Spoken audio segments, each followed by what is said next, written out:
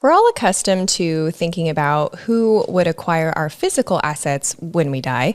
Some people even experience a kind of death nesting, much like a third trimester pregnant woman, sorting and clearing out clutter. But what about our digital assets? Photos, files, social media accounts? My next guest is an author and psychotherapist who has a particular interest for the intersection of death and the digital. She was recently featured on Netflix's The Future of Everything and wrote a book called All the Ghosts in the Machine. Today, we're going to look at our digital lives through the lens of death and ask the question, what happens to our data when we die? Digital storyteller, adaptive psychologist, future-minded podcaster, Dr. Elaine Casket. Thanks for being here. Wow, that's a fabulous introduction. Thank you for having me. Well, thank you. I've been thinking a lot about death since 2020. I'm probably not alone. As have we all. Yeah. Right. Yeah. And I don't know. I think for me, that translates into understanding time. Like, okay, I'm 40-ish, so I have like 350,000 hours left of my life. And so when I think about how I spend my time and how others give me time, I'm more deeply grateful. So all of that to say thank you for taking time to spend time with me to do this today, because you're a little bit busy and I appreciate it. More than happy to. And you're right. It does actually have quite a lot to do with our experience of time and our perception of time and distance and everything else. We could get super existential if we wanted to. Right. We totally could. We should probably stick to digital. Do that. Yeah. But let's not get too up there. Well, I think it's, I appreciate this talk additionally because talking about death in a way that is not like sorrowful, I think is healthy for me, at least. Incorporating death more into my life, in the way that I think about it, in the way that I think about living, which is really what we're going to talk about, not just about like where should you store your files, but like how do you behave digitally in the lens of death, right? Absolutely. I mean, technically, intellectually, I think we all know where this ends, but we aren't accustomed to thinking about it on a daily basis. I mean, the majority of us, both in the US and the UK, tend to not make a will for their physical stuff, which you already referenced, unless they're, older or they're sick or they're anticipating something. But of course, all sorts of unexpected things happen. And these days, as you've pointed out, there is so much stuff of both value, literally value, and sentimental importance, or stuff that the family might need or want that is stored in digital form. And we're stuck in this adolescent period where we kind of think or assume that it follows the same rules as physical stuff, or that things will happen like, oh, my next of kin should be able to get hold of that, right? Or whatever. So we make a bunch of assumptions about digital stuff and their accessibility or their non-accessibility for people. And so I think that's an additional thing, in addition to just not liking to think about death in general. We're okay with thinking about death as long as it's other people's death. I mean, Yeah, that's even true. if you just look on Netflix or something and you're looking at the number of programs that are about murders or, whatever, like tragedy, we consume death quite a lot. And I think we consume news and information about death from all around the world, not just in our locality, but it's our own death that gives us pause, and that we just keep on putting off and putting off and putting off until tomorrow to think about. But what that's increasingly meaning is that we leave quite, our phone looks tidy, our laptop looks tidy, everything looks nice and clean and tidy. But in terms of the information about our lives, it's kind of a mess. I think that online, we're all digital hoarders. So even if our office looks neat, like it's a mess on here. Or at least maybe I'm just speaking for me, but I think it's a lot of us, because the information gets stored so automatically. And there's so much information that's stored ambiently as well. Like, when was the last time you went through and cleared out the thousands of back emails from like a Hotmail account or whatever you use for shopping or whatever? It's just like, I don't do it. Who's got that kind of time? It's like, who's got the time to read terms and conditions? Who's got the time to jettison information that we don't need or isn't relevant anymore? Hardly any of us do. Yeah, well, it's so much easier just to buy more storage.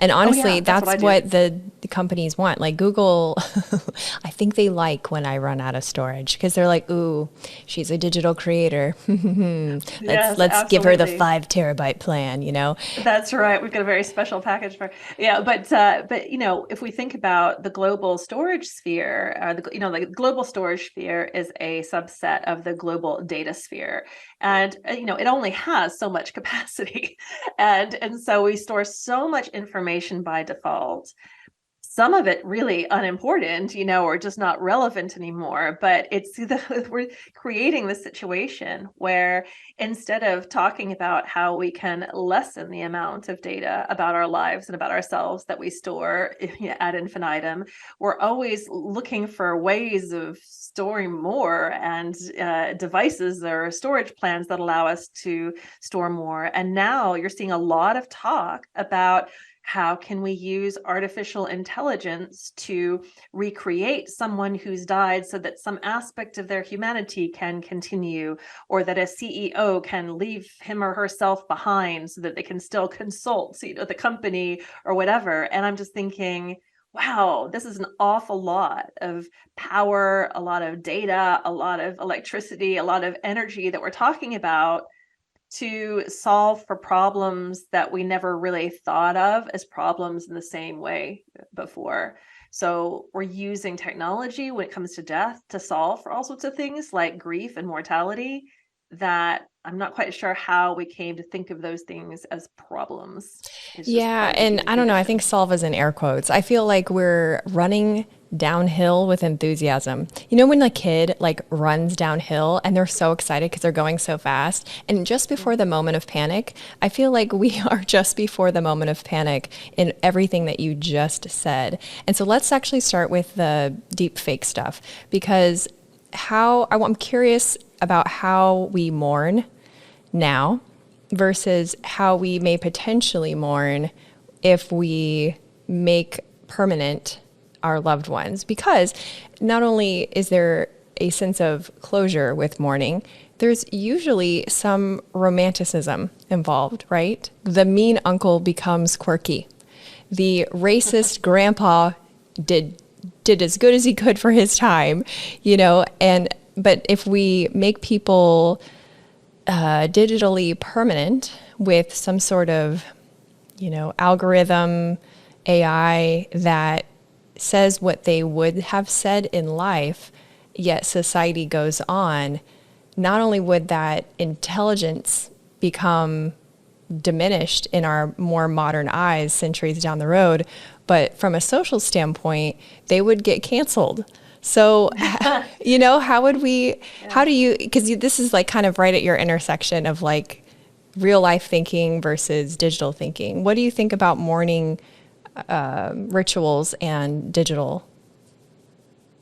Yeah, there's literally so much to say about that. And this is the characteristic of this territory, is that for any one question, you can go off in about 10 different directions, but I Right. will try to rein it in. And I think the first thing that is really important to say is that before the miracles of modern technology and the internet, the grief myths that we'd held for a really long time, like things like the stages of grief that a lot of us are familiar with. If you start tapping grief into a search engine, your search engine will go stages of, 5 stages up, 7 stages up. It'll give you all sorts of phase models. It'll give you an idea that there is the grief process that unfolds in a particular way, and that there are normal ways of grieving and not normal ways of grieving.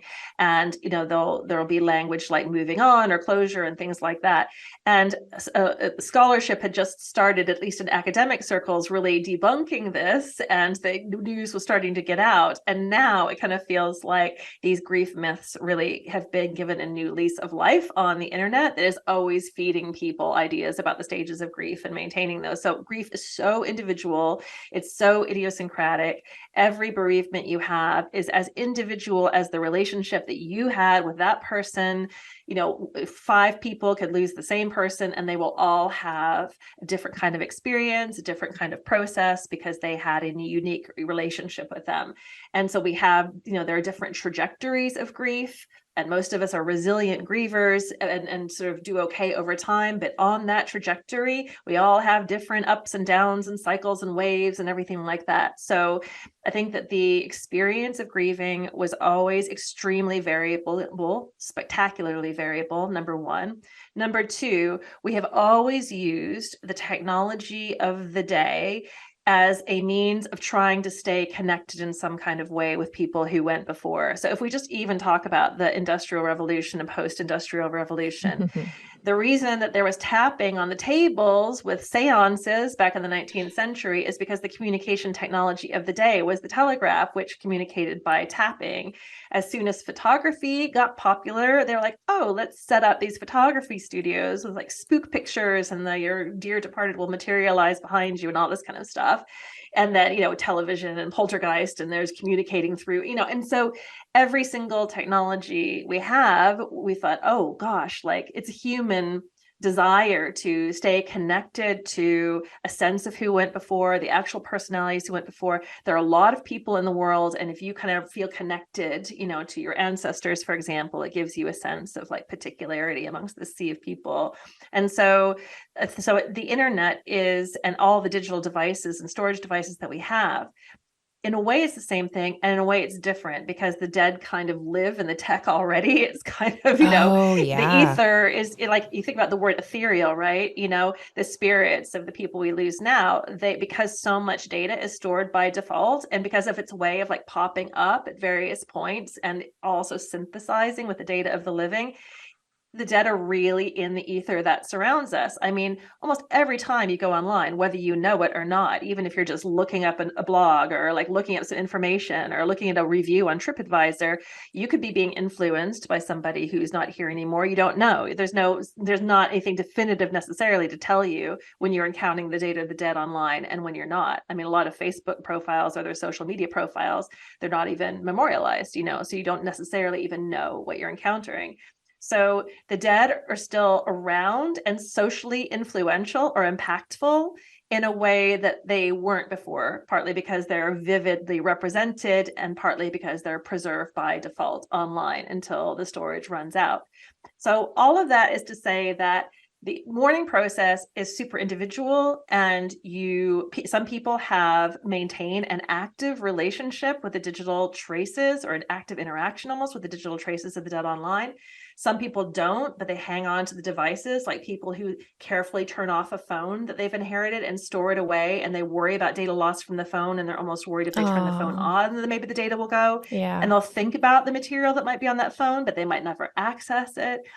Some people want to have access, some people don't.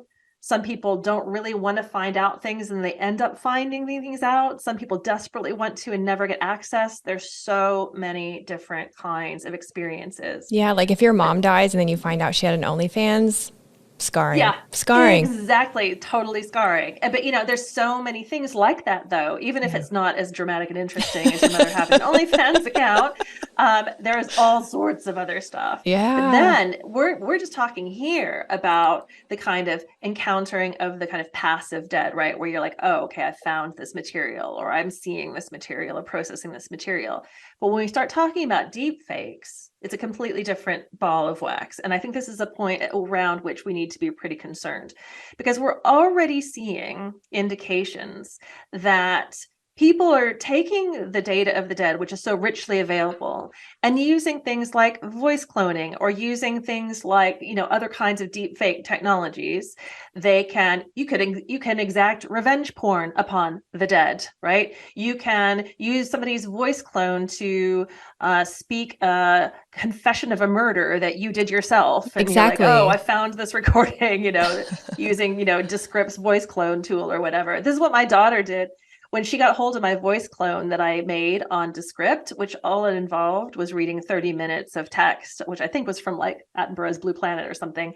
And then she started typing up these like deathbed confessions, and she said, I'm going to play these at your funeral, like all these terrible things you did. I was like, oh, you're twisted. But if you listen to it, you're like, oh, it sounds a little bit off. But I mean, the uninitiated would not know that that wasn't me, and it's still a new tech, so it could get better. It's a new tech. Yeah. It's like $30, a month to have Descript, And so exactly. And now in June, Amazon at the Remars conference, where they talk about all the stuff and like robotics engineering, machine learning, everything, they said, oh, here's this demonstration of a deceased grandmother reading The Wizard of Oz via Alexa to her grandson, and less than a minute of voice audio was required in order to accomplish this. And I'm like, okay, my grandmother died in the 1980s. I have a minute of voice audio of her. Like that's starting to get to the point where the regular person has access to the kinds of technologies that is going to make increasingly convincing deepfakes possible. And right now, we don't have the regulation necessary to sort of say, okay, we need to find some way of digitally watermarking things, because we're getting to the point where how are we going to be able to tell what actually happened under the authorship of that person and what didn't, or whether that person's being impersonated for nefarious purposes in the dangerous window of time between when they die and before their family can get their head around the digital portion of the estate. That feels like a really vulnerable time right now in this unregulated space. Very vulnerable. Yeah, the documentary about the late restaurateur chef, travel documentarian Anthony Bourdain, Roadrunner, the director of that film, made an audio clone of him and speaking several lines for the film. And initially, when he was interviewed by The New Yorker, he acknowledged it and he defended the decision and said, well, I'm not even going to tell you which lines were spoken for the voice clone. Well, that's not okay. Do you know what I mean? Like, I think that is the thin end of the wedge, or the slippery part of the slope, or whatever other analogy you want to use. And I feel like we're sleepwalking into this enthusiastically. That's I think there's a lot of boundaries that are being enthusiastically crossed over right now in the area of tech, because it is exciting and no one is denying its excitement, but it's kind of like that line from Jurassic Park, just because we should or can, should we? And the average person thinking about this is thinking, oh, what do I care? Maybe. I don't know what they're thinking, but let's just say that they're thinking that. What do I care? I'm not a public person. I'm not a podcaster with thousands of hours of audio recorded in high quality. Eek. I think about that too. Exactly. They'll be able to make a really good voice. Oh my gosh, they really could. But it's not just about that. It's about like there's some profit stuff happening too. Talk to me about the professor he died and then they kept teaching his class. Absolutely. Okay, so this is really interesting. This is a pandemic story, because once lockdown started happening, of course, most schools, universities got their acts together and started delivering remote learning. And now, at the very least, hybrid learning is still going on a whole lot. So what this meant is that the faculty was prevailed upon to deliver their lectures online and do lecture capture maybe ahead of time and like have it on the university systems. And most academics sign contracts that essentially say, whatever lecture materials I produce while I'm in the employ of this institution, like that's yours. And if you leave your job, of course, you could replicate the lecture if you wanted to, but like your stuff stays there. And so you always know that maybe people that come after can cannibalize that or whatever, but fine, that's how that cookie crumbles. However, this art history student was taking a course in the art history of Canada from the most eminent, preeminent scholar in Canada about this. And it was a really lovely professor. And he was watching these pre-recorded lectures. And at a certain point in the term, emailed the professor to ask him a question, didn't get an answer, did a little bit of digging around, and found out that the guy had died in 2019. He found his obituary. And I did a little bit of digging around, and there was actually a statement by, I think, like some sort of like the faculty body or whatever, that said, the students were not informed of the death of this person who was delivering the module. Now, I'm an academic, and I used to be in a leadership position at the university where I worked, where I was in charge of resourcing my courses.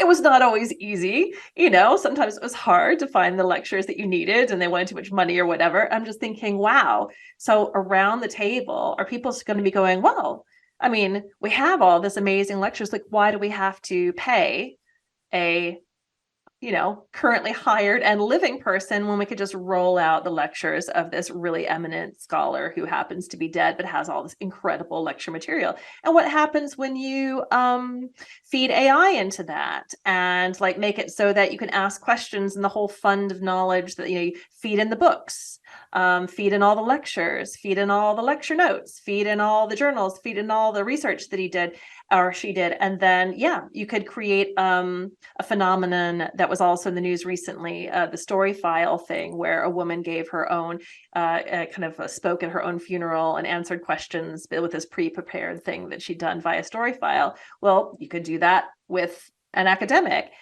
And that can be true for all sorts of things. There was a group at MIT at the moment that's looking at this kind of, recreating someone and keeping them going via, machine learning on all their material. And they were saying this will be great for CEOs who wish to continue to consult. So people can say, Robert, should we hire, should we make a merger with this company? He says, no, I don't trust their leadership. And I mean, maybe those CEOs were just total control freaks and it really appeals to them. Maybe students would really value these amazing people teach them. However, it has a stifling effect on evolution, I think, of whether it's business, whether it's knowledge, whether it's culture. I mean, you could argue that would we have the Star Wars franchise still around and going strong if it weren't for the internet? I mean, it came out in 1977 or something. Isn't that extraordinary that franchise is still going? And I'm just thinking, that all that sort of thing can think about how Marilyn Monroe is lionized and on the internet and how that presence, the continuing fascination. Again, I feel like a big part of the engine of that is the internet, and in the way that our digital environment is set up. And certain things that might have otherwise died a death, given way to other things, evolved, stick around in a way that kind of, in some ways, gums up the works. And then other things, in terms of the deepfake question, you're like, well, if we can take the data of the dead and we can puppeteer the dead to say whatever we want, or we could change things, or we could do things with them, then how do we work out who that person really was? To your point about, who's creating the representation of this person? It's like the debate about bias and algorithms, and yes. It's like, okay, so we're still at a point where somebody just doesn't keep on going interrupted. They're kind of curated or crafted to a particular purpose. To whose purpose? To what purpose? For what? Why? Well, what problems are we solving for? I don't know that anyone is, or anyone that we're aware of anyway, is stopping to ask the why question. And as they say, nothing is permanent except for what is on the internet, right? And so that is a good consideration to have top of mind when we think about how we interact online. And I want to circle back to content creators and money and paid content in a second. So we'll put a little pin in that. But when it comes, and there are some other things, some thoughts that I had in terms of monetization. I mean, who got the money from that? Did that man get the estate? Did the man's estate get that? Yeah, exactly. When I die, who gets my Google AdSense money? Do I pay someone to keep my my podcast platform? I use Buzzsprout too. I think you do too. Yeah. Do I that monthly fee, do I make sure that that's in a trust? That's kind of, it feels over the top, but these are the questions and considerations that I think each of us, it would be beneficial if we ask. And not just that, not just those more housekeeping type things, but also how we live right now. How many accounts on social media are of deceased people? Oh gosh, well, obviously social media cuts a pretty broad swathe, but the people at Oxford Internet Institute who did the David Watson and Carl Oman calculated using actual data from Facebook what the tipping point would be at Facebook alone if it kept on growing at the rate that it's growing, which it is, because the developing world, it still continues to grow, Facebook. And I think it was around mid-century that the tipping point would be reached, something like 2070, but they said there would be 4.9 billion profiles of the dead on Facebook by the end of the century. And it would have been more dead than alive a long time ago, which would have fundamentally changed the economics of the platform. Right now, it's kind of interesting to think, what are some of the financial incentives for Facebook retaining the data of the dead on the platform, or any social media platform retaining the data of the dead on the platform, in terms of what's being derived from that? And it's not necessarily something that you get an honest answer about. Part of it is just the big data, machine, where you're like, you hoard as much big data as you can in the hopes that it's useful for various things. But because the dead are out of contract, like really out of contract, but they're still in their social networks and they're still connected to the living, you can still mine insights or infer things about the living via the data of the dead. And so, because you can do whatever you want with the data of the dead, they stay in their social networks. It's a really bad privacy consideration. Yeah, that's really interesting what you just said. So, and before that little thought leaves my head, I want to ask you a follow-up question, because you know how you always have those relatives that don't really understand how Facebook works, and they post like, I hereby give Facebook no permission to have ownership of any of my photos, and we all kind of go, okay, Aunt Sally or whoever, like, calm down. That's not a thing. But what you just said made me think, wait a minute, that would be a thing when you die, because that data belongs to the social media places, the social media companies, and then they could infer interest or create ads based on the people tagged in those photos and the interactions and so on and so forth.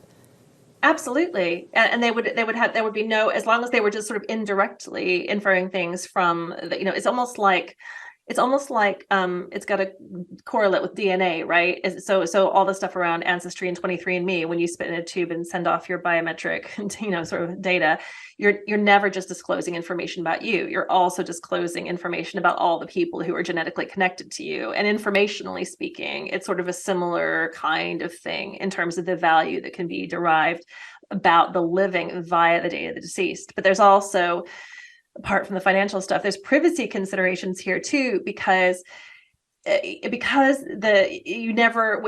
almost never access a deceased person's device or accounts without also accessing the information of loads of other living people who have their own expectations of privacy from whatever platforms they're using. So one example is in June of, time is funny. I can't remember what it was last June, the June before, when Apple announced the first kind of device level legacy contact. So for iOS like 15.3 and higher on Apple, so you can nominate a legacy contact, somebody else with an Apple ID who can get into your phone, your devices, and access various things after you die.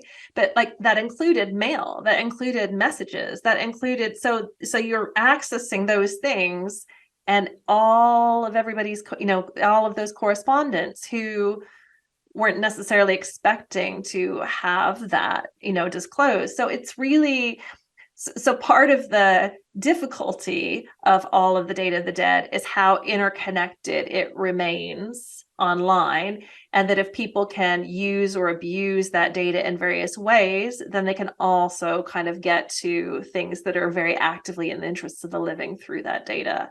So that's one of the really, really difficult nuts to crack with this. I never thought of it as related to when you spit in a thing and send off your DNA, and how that, first of all, I would have never done that, because I'm like, hello, there's no laws protecting us. But I've never thought about family members doing that, and then them inadvertently basically sharing data about me because we're blood relatives. And I love that analogy, that framework of thinking about our digital data. And so I think this might be a good spot for you to share about your revelation with your daughter, about how she behaved and you behave, and how that changes your future with digital interaction. Yeah. I lived abroad from my family of origin at the point that I had my child, my only child. And so I think I probably started using social media differently than I would have otherwise, because I had such a critical mass of people far away that I wanted to keep updated. And so being a writer and also enjoying photography, I would do these really elaborate sort of posts. So I'd have the photograph, but then I'd also have these transcriptions of these dialogues between us, because as you can probably infer from the fact that she's been writing my deathbed confession, she's always kind of had a bit of a dark and twisted kind of thing, and that goes way back. And so she was quite funny, and it was nice to kind of keep my family and friends far away posted on not just like what she looked like, but like, who she was through my lens. Importantly, like through my lens. So how I was sort of like crafting these stories in a particular way, which is what writers do. But and so then at a certain point, once I was sort of doing my research on death in the digital, for some reason, I just really started thinking about what we do with other people's information online, and how infrequently it is that we post information that's just about ourselves, where nobody else is mentioned, nobody else is tagged, nobody else. And I'm thinking, I kind of looked at my own posts and thought, well, how many are just about me? And hardly any of them were. And then I started thinking about this exercise I do with Death in the Digital. It's called Eulogy for a Digital Stranger. It's in workshops and presentations and stuff, where one person volunteers to be eulogized. And then these teams have like 15 or 20 minutes to find out whatever they can about them on the internet, and then like create like a tribute to their lives as though they knew them personally. And it gets really like, and it's extraordinary, these eulogies, what you're able to figure out about a person. But what often surprises the volunteers, they're like, well, I don't remember putting that out there about myself. And that's because they didn't, because somebody else did. Because, there's a bunch of stuff that's out there about us that we didn't necessarily write, we didn't post, we didn't put up that photograph, we were tagged or whatever. So I started thinking about this really powerful role that I had taken in shaping my daughter's personality, digital footprint, eventual legacy, how the information that I had put out there about her would stick around, and she would be able to see what had been my hopes, what had been my assumptions, what had been my expectations, in a way that was more fixed. Sure, yeah, all parents put this out there, and like their parents, what your parents would have liked for you, et cetera, in various ways. But by posting stuff on social media, the whole community gets involved as well. And they're like, yeah, he's going to play football. Yeah, he's just going to be just like his dad. Yeah, he's going to be this or whatever. And that's really powerful. So that people were starting to meet her and know she never met a stranger, but not particularly in a good way. That she never met anybody who didn't already think they knew her. Mm. And then she would say things like, well, am I famous? And she would say, crucially, why do these people think they know me? Ooh. And she was only little when she said that. So I had a conversation with her at a certain point when she was 9, where she told me about how she'd always hated it, how she'd always felt out of control, and how she didn't, and I asked her why she didn't say anything, and she said she didn't think I would stop. Interesting. And so that was really revelatory for me, because I just thought, here we're in this situation where, a lot of what I write about is how the dead have no right of recourse, and if somebody can take their information and shape it and do all sorts of things with it, or make a hologram out of it, or, put, Roy Orbison or Maria Callas or whatever out on stage again, decades after, or they can, Kanye West can puppeteer Robert Kardashian's hologram for Kim Kardashian's birthday party. Like, we could do all sorts of crazy stuff with the Day of the Dead, send them out to lecture to the students, what have you. But then there's also really powerful decisions that we take with the data of the living, particularly people who don't have their own power authority, like children. And so I started thinking of this as being a continuous thread about the intersection between our own and other people's data, and the various stories that we shape or that we draw from the data that's out there. And meantime, all the corporate, surveillance capitalists are sort of like figuring out stories about us and inferring things about us and plucking things and creating stories that we're vulnerable to in the form of advertisement or whatever else. So there's so much stuff around power and control and access here. And that's really what my experience with my own child made me think about. I think if corporations are thinking about this in terms of understandably profit, that's what they do, then we should at least think about this in terms of what we want to participate in or not participate in, and like by proxy, our relatives. So we've definitely established so far, I love this conversation, by the way, this is so fun. We've definitely established that there are some really, for lack of a better word, creepy outcomes potentially down the road for some of this data digitally. We've also kind of established that, how we mourn is intertwined with digital data. Instead of going to someone's grave, we go to their Facebook page. I did it 2 weeks ago. I was just thinking about someone who died too soon, and I went to her page and was just, I was like, oh yeah, that was her birthday, and oh yeah, I remember I was there. And so my next question, as we wrap up, we're running out of time, it's tragic, is what now? What do we do? Do we make a digital part of our wills? Do we read terms and conditions? How do we move forward with this information with at least like one answered question?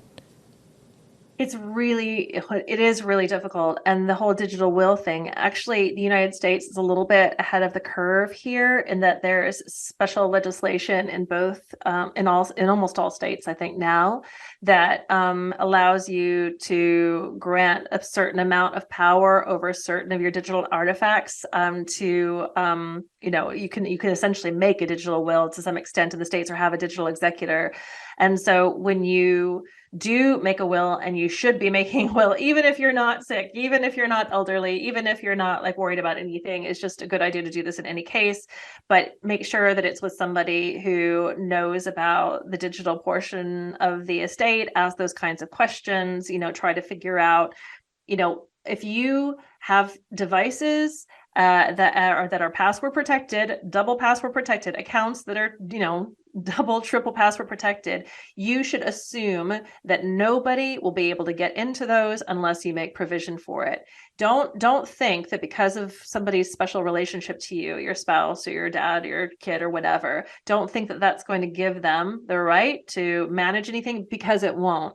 And think about, if people could not get into any of my stuff, what would that mean for them? Like, how much trouble would that cause practically? How much pain might that cause sentimentally? But of course, there's also the potential for pain sentimentally if they have access to everything, because there could be stuff in there that challenges their own biography, of you.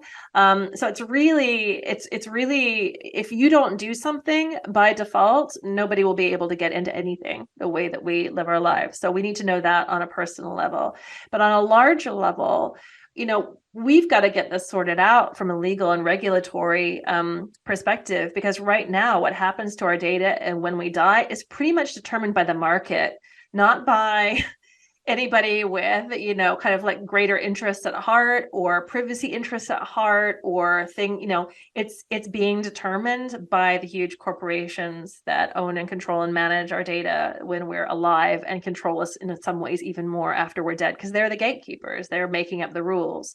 And so I feel like we need a kind of international global convention for this sort of area, kind of like our global convention for copyright or like intellectual property stuff.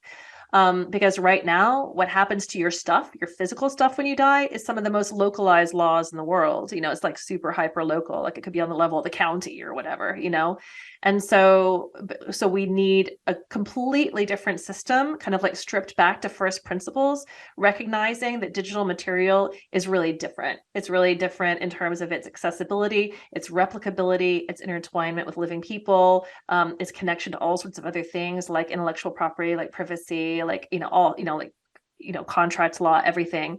So we need really specialist people who understand these intersections. And we've got to stop like making digital like some sort of like weird bolt-on like version of our physical stuff. It's too different. It's just too different. We've got to like strip it back and think again. So I'm hoping with the upcoming generations of people who've been living digital for their whole lives, who understand these kinds of things, perhaps more instinctively, we'll start moving the needle a little bit on some of those big picture issues. But in the meantime, on an individual level, always assess, do not assume, and really think about whenever you're planning for your future and your and whatever lies beyond your future, you're not future anymore. You've got to include the digital in it, because there's more to think about than you think. Absolutely. Thank you so much. And for anybody listening, check out her book, All the Ghosts in the Machine, available on Amazon. And I will post all of her links in the episode description. This has been an amazing chat. Thank you. Thank you. Hey, you're still here. Thanks for watching. If you love breaking free from the algorithm to explore curiosity, join me each week by hitting subscribe and the bell for new upload notifications.